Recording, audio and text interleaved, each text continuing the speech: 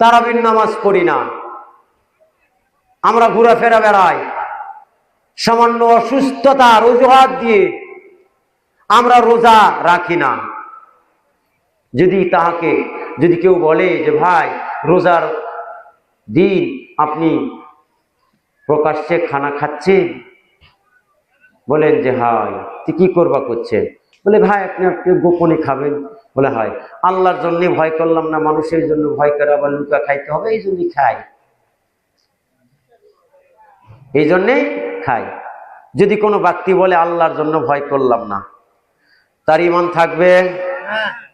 ঈমান থাকবে না।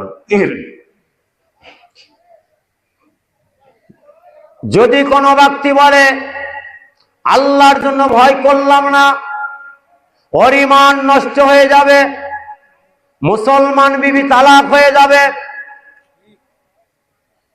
ওই সন্তান গুলো নামনি করে আপনার কাছ থেকে জুদা হয়ে যাবে, আপনি তখন নাস্তিক হয়ে যাবেন।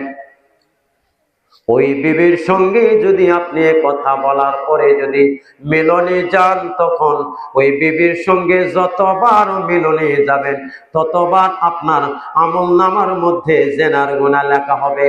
আর ওই মিলনের পরে যদি কোনো সন্তান আসে, ওই সন্তান বৈধ সন্তান নয়, ওই সন্তানটার নাম হবে কি সন্তান?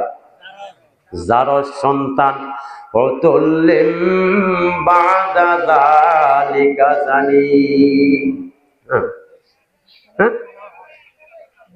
জারজ সন্তান হবে। আল্লাহকে যে যদি কোন ব্যক্তি বলে যে আল্লাহর জন্য ভয় করলাম না, মানুষের জন্য ভয় করা, লুকা খাবো, দেয় টান, প্রকাশ্যে খায়,